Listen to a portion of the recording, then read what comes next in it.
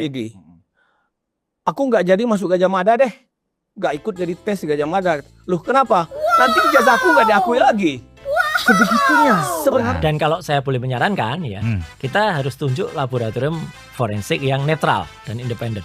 Dalam konteks ini menurut Mas Roy ya mungkin Singapura gitu loh, karena Assalamualaikum warahmatullahi wabarakatuh. Selamat siang pemirsa, selamat berbahagia, terutama kepada para pensiunan. Jangan sampai hari-hari diisi dengan ketidakpastiannya. Kekisruhan yang akhir-akhir ini sangat sering terjadi di media, di televisi, apalagi di media sosial ya. Itu masalah ijazah palsu yang terus mengemuka. Pemirsa, pada setiap peperangan, pada setiap pertandingan, tentu ada dua pihak ya, ada lawan dan ada kawan. Di tengahnya ada wasit dan para penonton terutama ya. Jadi ketika pertandingan atau peperangan ini akan segera dimulai, tentunya kedua belah pihak menyiapkan amunisi. Amunisinya ya berupa apa saja ya. Pada konteks ini peperangan di lembaga peradilan yang sudah disampaikan ke kepolisian untuk dilaporkan dan sebagainya. Pihak kepolisian sudah mulai turun untuk melakukan penyidikan dan penyelidikan ya untuk kedua belah pihak. Namun sayang disayang, apa yang dilakukan oleh kepolisian ini masih banyak disusupi oleh pihak-pihak yang memaksakan kehendaknya. Ya, contohnya misalkan ketika statement dari UGM itu tidak terima, maka UGM yang akan dilaporkan kembali. Dosen pembimbingnya akan dilaporkan. Mahfud MD yang berargumentasinya masuk akal menurut saya dilaporkan juga. Kita sebagai orang yang berakal sehat, kita tunggu aja proses yang sedang berjalan di kepolisian. Karena ya Pak Rismon itu yang bilang jangan mau diperiksa oleh laboratorium internal sini gitu, karena bentar. Kok ada kalimatnya yang lebih percaya dengan Bang Rismon ini ya, Roy Suryo tuh? Dengan segala hormat, nanti harus kita lihat ya resumenya atau hasilnya. Karena apa? Karena itu yang mengkhawatirkan adalah oleh saya Dr. Rismon gitu. Karena itu saya kalau pernah. Mas Roy sendiri gimana? Ya sebenarnya gini ya, sekarang ada kan Polri dalam hal ini kan kemungkinan saja ya masih ada berarti netralitas Polri ya, harus percaya kita. Ya. Cuman kan kalau nanti kita lihat proses ini aja, proses penyidikannya ini aja atau penyelidikannya aja nanti kan kelihatan kok seberapa cepat, seberapa lambat. Kalau seandainya percaya dengan netralitas kepolisian, tunggu aja apa yang dikerjakan oleh lembaga kepolisian. Setuju? Masyarakat di luar sana itu tidak termakan oleh framing-framing ini, karena kan ini seolah-olah melawan akal sehat. Nah, Bang Darmizal sebagai bagian dari relawan Pak Jokowi melihat ulah mereka yang tetap istilahnya, kalau bahasa Betawinya Bang, lo beli gua jual gua beli. Ya, istilahnya kan Pak Jokowi kan sekarang lagi jual nih dengan melaporkan, relawan-relawan juga melaporkan, gua beli kata mereka. Terakhir abang lihat Rismon mengadu ke Habib Rizik. Lebih lucu lagi tuh Bang. Rizik Sihab ya. Nah gimana komentar abang melihat ulah mereka ini Bang? Iya. Memang kalau saya bilang ya, aku bilang begini. Ada migrasi berpikir. Orang-orang yang tadinya sehat berpikirnya berubah menjadi akalnya udah nggak sehat. Akal yang tidak sehat menimbulkan masalah-masalah juga yang tidak sehat. Contoh, akibat dari ulah kelompok ini, orang-orang ini, kami, terutama saya sebagai alumni Gajah Mada, itu merasa terganggu banget. Merasa dirugikan. Oleh karena itu, kami didatangi oleh salah satu ketua dari organisasi pemuda yaitu Saudara Andi Kurniawan, dan kebetulan dia adalah salah satu pengurus di Rejo Muda, minta pendapat. Apakah abang dirugikan? Saya bilang iya. Kalau abang dirugikan, kami ikut marah. Abang dirugikan karena abang sebagai relawannya Jokowi gitu ya. Nah, Jokowi alumni Gajah Mada. Jadi Berarti apa alumni Gajah Mada juga ya? hari ini abang terpaksa Pakai pin Kagama itu kayaknya. pakai pin Kagama Gajah Mada, bawa juga kartu studinya nih. Oh, oke. Supaya kita nggak perlu menyatakan bahwa kita adalah alumni Gajah Mada asli gitu ya. Tapi buktikanlah kalau kita alumni dari satu perguruan atau dari satu tempat, mari kita jaga marwahnya tempat kita belajar. Apalagi Gajah Mada, perguruan tinggi yang menjadi kebanggaan nasional. Dia perguruan tinggi yang sudah masuk hitungan skala global. Contoh dirugikannya, tadinya saya punya cucu yang tertua ingin masuk Gajah Mada. Karena yang begini-gini selalu tampil di berita-berita media, dia bilang Pidi. Cucu itu manggilnya Pidi. Oh, ke kakeknya makanya Pidi. Pidi. Aku nggak jadi masuk Gajah Mada deh. Nggak ikut jadi tes Gajah Mada. Loh kenapa? Nanti ijazahku nggak diakui lagi. Sebegitunya. Nah, Oh, berarti mereka sudah berhasil ya membangun kebencian dan hasutan itu. nah, jadi kalau kebencian hasutan digelorakan, diorkestrasi terus-menerus, dari orang percaya bisa ragu. Dari orang ragu bisa tidak percaya. Ini buktinya. Cucu saya baru mau tamat SMA, ingin melamar di Gajah Mada sebagai calon mahasiswa, dia batalkan.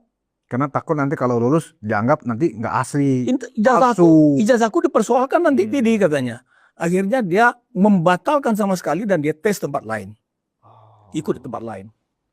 Ini kan satu kerugian. Kakeknya yang alumni Gajah Mada, om dia yang juga alumni Gajah Mada, kan tertohok dengan pernyataan Betul. darah daging kita sendiri yang tidak mau masuk Gajah Mada. Padahal Gajah Mada adalah kebanggaan Bang Darmizal nih dan Gajah teman-teman. Mada itu kan kebanggaan kita, para alumni. Masalahnya gini. Termasuk kebanggaan Ganjar. Roy, Suryo, Tifa, Rismond kan juga alumni Gajah Mada. Mereka justru melakukan ini demi membela marwah Gajah Mada gitu loh Bang. Gimana Bang? Ini yang kita bilang migrasi berpikir dari akal sehat menjadi akal tidak sehat. Kalau orang memiliki sesuatu yang dia banggakan, dia harus rawat. Dia harus jaga. Kalaupun kurang bagus, dia harus mempercantik barang yang dia sayang itu. Bukan digembar-gemborkan. Apalagi yang digembar-gemborkan itu dalam perspektif kebenaran. Kan sekarang muncul kebenaran yang perspektif. Ya. Menghindar dari kebenaran yang faktual berdasarkan data-data. Contoh, Jokowi itu terdaftar sebagai peserta Sipen Maru. Peserta tes. Kawan satu angkatannya ada. Absen kuliahnya ada. Dosen-dosennya ada. Pembimbingnya ada. Lulus tahun 1985. Ijazahnya ada. Ketika Presiden Jokowi memimpin, diragukan ijazahnya oleh orang yang mengaku alumni dari Gajah Mada juga. Kan sudah jelas verifikasinya oleh KPU Kota Solo, KPU Jakarta, KPU Pusat, dan KPU setiap tingkatan sudah menjelaskan ijazahnya Jokowi. Gajah Mada sudah menjelaskan ijazahnya Jokowi. Yang mereka bangun adalah framing karena data yang dia dapatkan, foto yang didapatkan dari media sosial. Ada satu lagi yang menyatakan, ini giginya kan agak begini, ini kan hidungnya agak begini. Ini soal bagaimana memoto aja kan. Contoh, kita potret satu kertas, kemudian agak miring sedikit ketika difoto. Beda hasilnya dengan kita foto dalam keadaan datar. Ini kan problem. Jadi migrasi berpikir ini sangat mengganggu. Dan kami terutama, saya sebagai relawan Jokowi, Ketua Umum Rejo, yang kemarin berjuang untuk memenangkan Prabowo Gibran, menyampaikan satu hal. Apresiasi yang sangat tinggi kepada Bapak Presiden Prabowo Yang beliau ketika memimpin rapat kabinet paripurna kemarin betul. menjelaskan itu. Kok ada ijazah Pak Jokowi dibahas-bahas lagi sekarang? Jangan-jangan nanti ijazah saya juga dibahas nih. Artinya Pak Presiden kita, Bapak Prabowo ingin memastikan supremasi hukum harus tegak. Negara harus hadir agar ini yang dibawa oleh Pak Jokowi, yang dibawa oleh Andi Kurniawan ini ke ranah hukum mendapatkan satu kepastian hukum. Iya. Kepastian hukum itulah yang menjadi jurisprudensi nantinya. Kalau Andi Kurniawan itu kan deliknya umum ya, sebagai masyarakat melihat ada dugaan pidana dia laporkan. Kalau Pak Jokowi kan deliknya lain lagi. Undang-undang ITE pasal 32 dan 35 kalau nggak salah. Wah, itu serem itu. 12 tahun penjara loh itu. Jika dinyatakan salah langsung boleh ditahan. Kalau menurut pemahaman saya baca. Ditahan itu. Nah, Bang, sebelum saya masuk ke alasan Pak Jokowi kenapa melakukan itu, Abang kan kenal lama dengan Roy Suryo, sama-sama di Demokrat dulu, binaan Abang. Kenapa kok dia tadi kalau Abang Darmizal menggunakan istilah migrasi berpikir, ya kan? Ada nggak istilah yang lebih gampang dimengerti? Roy Suryo ini sebenarnya dia lagi menjalankan sebuah order dari sesuatu atau seseorang, ya kan? Atau memang dia ada unsur dendam, ya kan? Atau memang dia ini bertindak atas nama pribadi dan dia merasa punya kebenaran sendiri. Nah, Abang kan yang lebih paham nih, Roy Suryo itu seperti apa? Jadi ketika kami pasca Kongres Partai Demokrat di Bali tahun 2005, saya dipilih oleh Pak Hadi Utomo menjadi salah satu pimpinan di DPP. Sebagai pimpinan kami di DPP punya pembidangan kerja. Saya membidangi pendidikan pemuda dan Kominfo. Karena saya salah satu yang mencetus dulu terbentuknya Kementerian Telematika sebagai relawan SBJK, mengusulkan terbentuknya Kementerian Telematika yang kemudian pertama kali dibentuk namanya Kementerian Infocom yang dipimpin oleh Tifatul kalau nggak salah. Oh, bukan, oleh Bang yang beliau waktu itu menjadi ketua Dewan Pembina Ormas Nasdem, belum Partai Nasdem waktu itu. Bang Samsul Ma'arif. Sama-sama. Infocom. Kemudian berubah menjadi Kominfo ketika Pak Sofyan Jalil jadi menteri. Nah, saya di bidang yang 3 itu, pendidikan, pemuda, dan Kominfo, membutuhkan orang-orang yang menurut pemikiran saya adalah cerdas, intelek, dan sikap kenegarawannya baik. Untuk Kominfo, saya mengajak adik saya sayang sama dia sebetulnya nih anak ini. Emang Roy Suryo? Roy Suryo itu. Saya ajaklah dia, saya jemput dia. Dia awalnya berkelit, tidak mau dia ikut di partai politik. Dia ingin fokus mengajar. Tapi karena saya berikan pemahaman bahwa Adinda akan begini, ayolah. Ini ilmu Adinda akan bermanfaat jika dikontribusikan secara jalur khusus untuk kepentingan bangsa dan negara. Anak waktu itu intelektualnya bagus. Maka saya katakan ada imigrasi. Kenapa dia sekarang berperilaku seperti ini gitu? Itu question mark bagi saya, itu pertanyaannya besar, bergeser gitu. Sampai dia kemudian juga keluar dari Demokrat. Kan sampai dia keluar juga dari Demokrat. Saya dikeluarkan sih sebenarnya, Bang. Saya nggak tahu alasan. Kalau saya tetap jiwanya Demokrat dan tidak pernah berhenti sebagai seorang Demokrat karena nggak pernah masuk partai lain. Oh gitu, gitu ya. Walaupun tidak menjadi pengurus, walaupun tidak lagi dianggap gitu. Tapi kecintaan terhadap barang yang dari awal kita kerjakan bersama-sama, dibangun bersama-sama, itu tidak pernah berhenti. Apa Abang pernah secara langsung memberi masukan ke Roy Suryo? Karena kan Abang ikut membina atau mengajak dari awal ya. Oh gini Dina. Apa responnya dia? Oh gini Dina. Abang ini asam lambung. Jadi ketika menyebut nama itu, pada situasi terkini itu mual jadinya perut ini. Oh alah. Orang nyebut nama itu, aduh. Kelakuannya itu membuat Bang Darmizal merasa bersalah nggak sih? Karena pertama kali yang mengajak Roy Suryo ke kancah politik. Sampai dia kemudian istilah Bang itu kan migrasi berpikir gitu ya.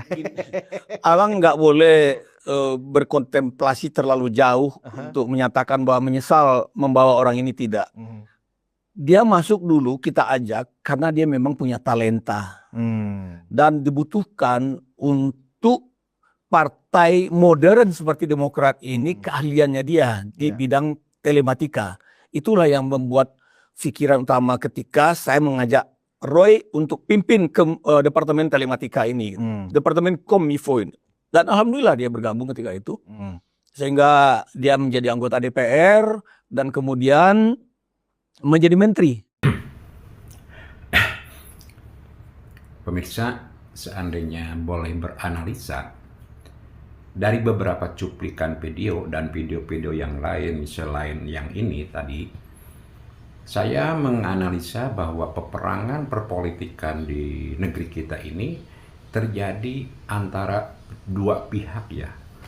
Satu pihak adalah pihak yang kemungkinan besar itu adalah zona nyamannya yang terancam ya. Kemudian melawan pemerintahan yang sah. Siapapun pemerintahnya, siapapun kabinetnya pasti tetap akan dilawan sepanjang kepentingannya, zona nyamannya terancam dengan kebijakan-kebijakan pemerintahan yang ada. Kenapa bukan pemerintahan Prabowo yang diserang saat ini? Kan Prabowo sekarang pemerintahnya. Kenapa masih menyerang Jokowi? Jokowi itu diserang dari sejak keturunan PKI lah, anak Cina lah dan sebagainya, sampailah sekarang ketika udah tidak menjadi presiden lagi diserang dengan ijazah palsu. Kelompok-kelompok yang zona nyamannya terancam tadi, saya khawatirnya begitu ya, karena pemerintah sekarang ini sudah banyak melahirkan kebijakan-kebijakan yang akan ya pastinya kelompok ini terganggu. Contohnya premanisme. Satu lagi yang sedang bergulir itu adalah Prabowo ingin mempercepat adanya undang-undang perampasan aset ya. Jadi rancangan undang-undang ini dipercepat, keinginan Prabowo seperti itu. Ya, semoga saja dengan adanya keinginan pemerintah yang berpihak kepada masyarakat, berpihak kepada kesejahteraan negara, masyarakat Indonesia, kita sebagai masyarakat bawah yang tidak punya apa-apa, yang tidak punya kendali apa-apa, itu dapat terbantu dengan kebijakan-kebijakan yang berpihak kepada. Semoga video ini bermanfaat. Assalamualaikum warahmatullahi wabarakatuh.